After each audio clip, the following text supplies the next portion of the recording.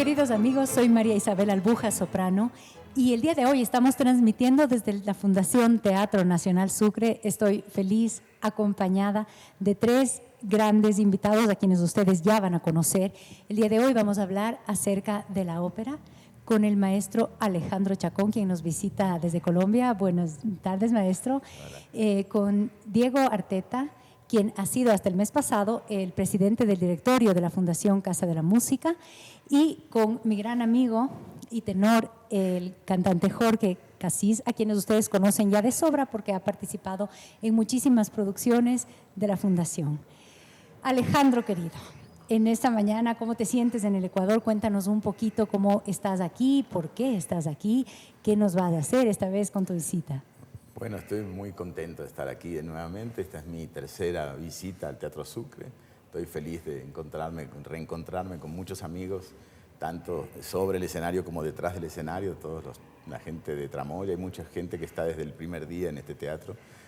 Vine por primera vez cuando recién estábamos inaugurando el teatro en el 2005, en Barbero de Sevilla. De hecho, yo fui el que bauticé los lugares del teatro Flores y Guayaquil, porque la gente decía, a la izquierda o a la derecha. Yo digo, no, mira, izquierda y derecha en el teatro es como en la política, no quiere decir nada.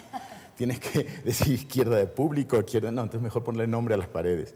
La verdad que yo vengo yo si bien vivo en Colombia, nací en Argentina, y entonces me crié en el Teatro Colón, donde los costados se llaman Tucumán y Viamonte, como por las calles de los costados. Y en Chile, en el municipal, también se llama Moneda y San Antonio. Entonces tengo esa tradición de que es más fácil poner los nombres de las calles cuando tienen nombre, ¿no? En Bogotá las calles tienen números y es más complicado. Y allá, por tradición, se llama lado utilería y lado desembarco, porque en el viejo Teatro Colón era así. Ahora a veces no tiene nada que ver, pues se llama lado utilería, lado desembarco. Y eso es algo que me atrae mucho gusto volver aquí, volverme a encontrar con estas paredes, estos recovecos que tiene este teatro por detrás, y con toda esta gente. Vamos a hacer Pagliacci, y feliz de que la ópera vuelva al Sucre. Una ciudad sin ópera es como que no tiene vida. Así es, Alejandro. Tan bien dicho, una ciudad sin ópera es una ciudad que no existe. Diego, querido, volviendo a la ópera, cuéntanos un poquito qué fue lo que te enamoró de este género. Es un género que llama mucho la atención. Es una combinación de teatro y canción e implica muchísimo trabajo, muchísima dedicación y oficio.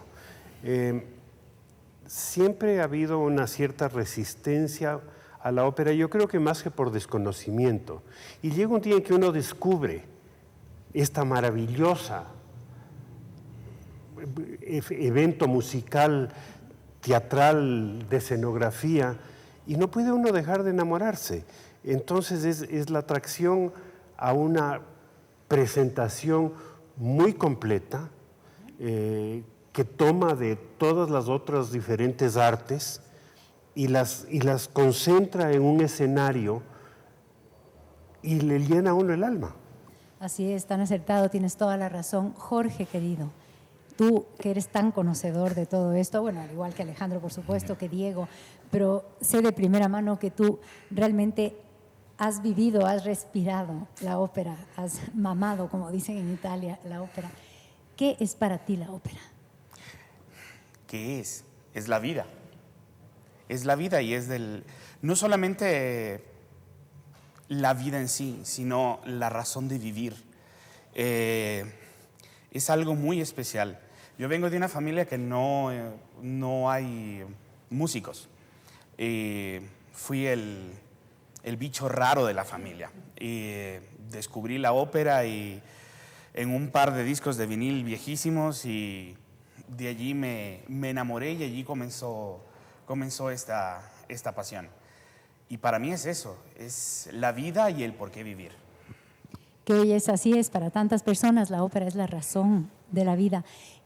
Alejandro, ¿cómo definirías tú, en el supuesto de que alguien del público en este momento no haya tenido una exposición previa a la ópera? Si yo te encargo y te digo, el mundo se acaba mañana, tienes que contarles qué era la ópera, qué es la ópera. No, la ópera es algo que es el único espectáculo que yo conozco donde hay garantía de que uno va a llorar, por ejemplo. Uno no puede ser, yo no conozco a nadie que vaya a ver, no sé, Madame Butterfly y no llore.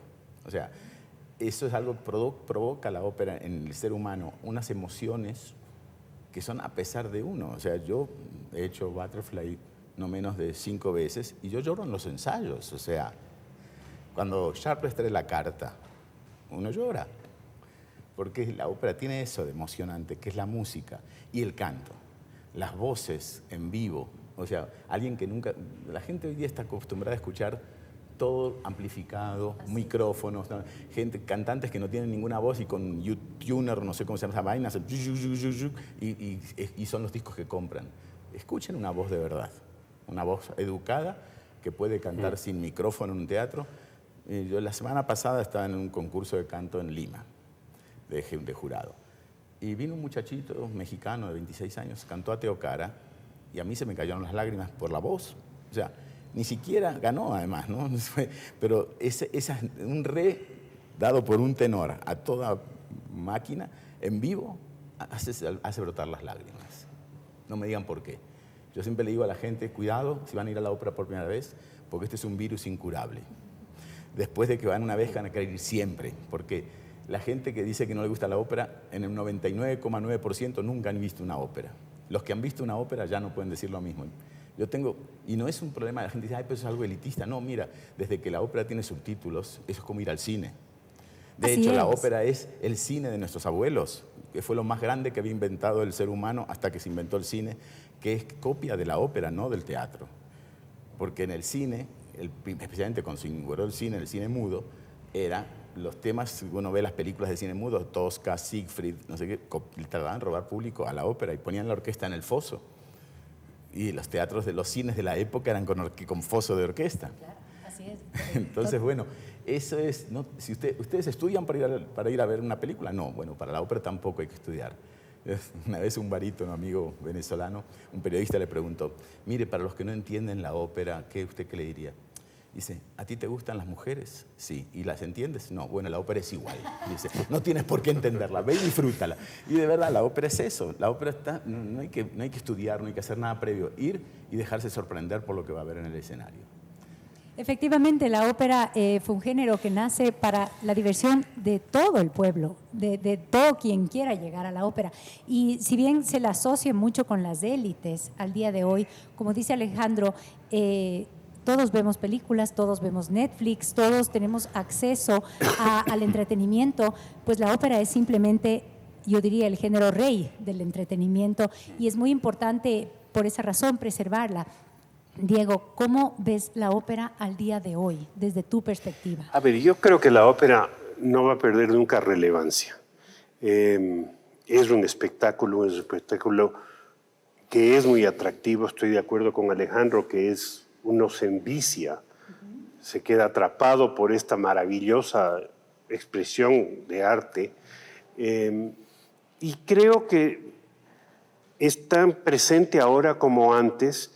Las historias pueden parecer un poco ridículas a veces, pero es porque son historias que nacen en el siglo XVII, XVIII, donde si es que uno lee novelas también, las historias de amor, las historias de dramas y tragedias, eran sumamente dramáticas y trágicas, pero son representaciones generalmente de la vida real.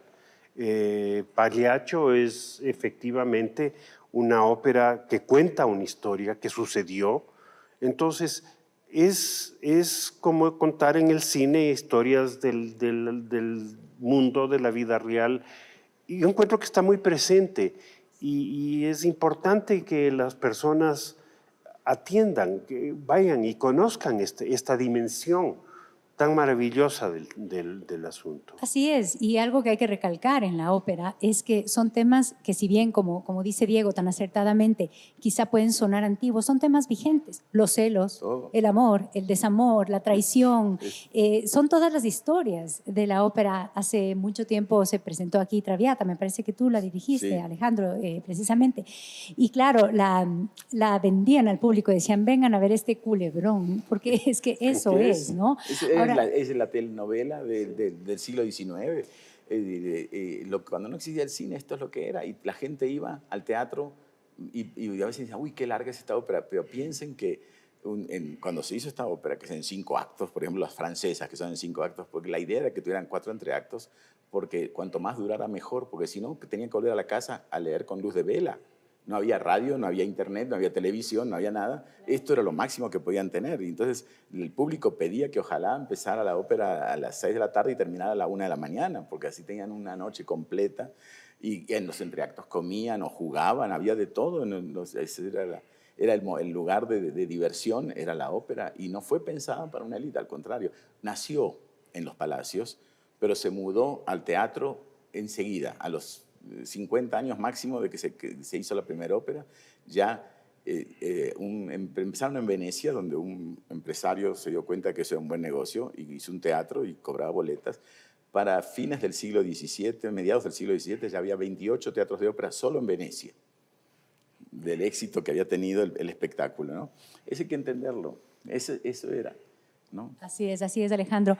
Jorge, en esta época que vivimos actualmente, en la que la industria del entretenimiento tiene todo a la mano, como mencionaba Alejandro, no se necesita ni siquiera cantar para ser una estrella. ¿Cómo ves tú a la ópera de aquí a futuro? Es decir, ahora es tan fácil abrir un video, es tan fácil abrir música que en verdad, bueno, puede valer o no valer tanto la pena, pero este género tan completo, tan maravilloso, yo diría el género de los géneros. ¿Cómo lo ves de aquí a futuro? No sé, creo que esa es una pregunta que más fácil podría tal vez responderle el maestro Alejandro. ¿Cómo quieres verla entonces? Pero creo yo que de una u otra forma, si bien es un género que tiene 400 años en vigencia, se va a mantener. Se va a mantener y creo que se va a seguir manteniendo a pesar de lo que muchísima gente diga, a pesar de que a la música en general se la ha prostituido, a pesar de que cada vez es menos música lo que en realidad se hace actualmente, pero se va a mantener. Yo lo veo de esa forma. Justamente la forma de tu pregunta, insisto que creo que es el maestro Alejandro quien podría contestarla más. La respuesta es muy fácil.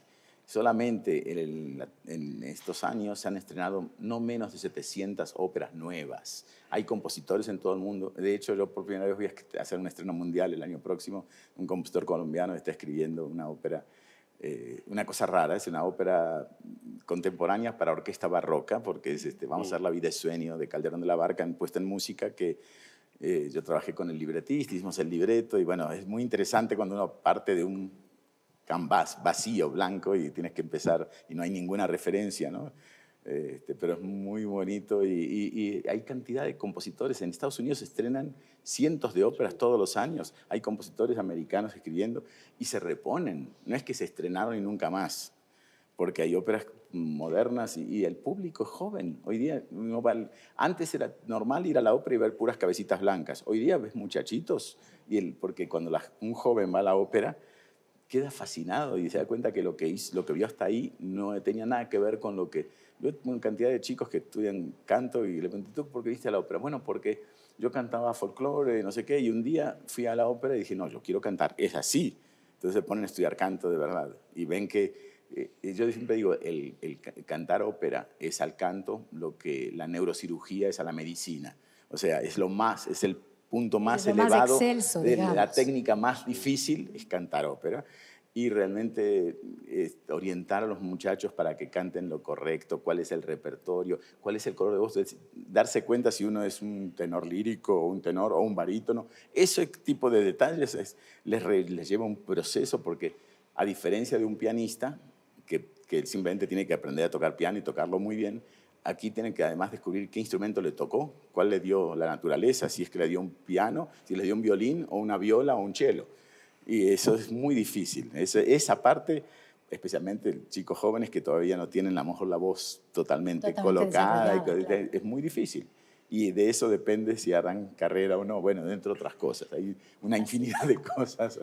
Así es. Bueno, para ir cerrando un poco este segmento, Diego. Participando en una cosa que creo que es importante, es el diferenciar lo que es el teatro musical, los musicales, de la ópera. Es decir, el público está muy abierto a una obra musical, sea esta Jesucristo Superestrella que se presentó recién, pero me parece importante que la gente acuda y conozca la diferencia en calidad, especialmente en la educación de voz. No es tan fácil cantar ópera, es un proceso muy largo de mucha preparación, nace de un don y no está camuflado por electrónica, ni por amplificación, ni micrófonos, ni por la actuación. Llega un momento en el cual está la voz pura. Y eso es lo maravilloso de la ópera. Eso es lo que le atrapa a uno.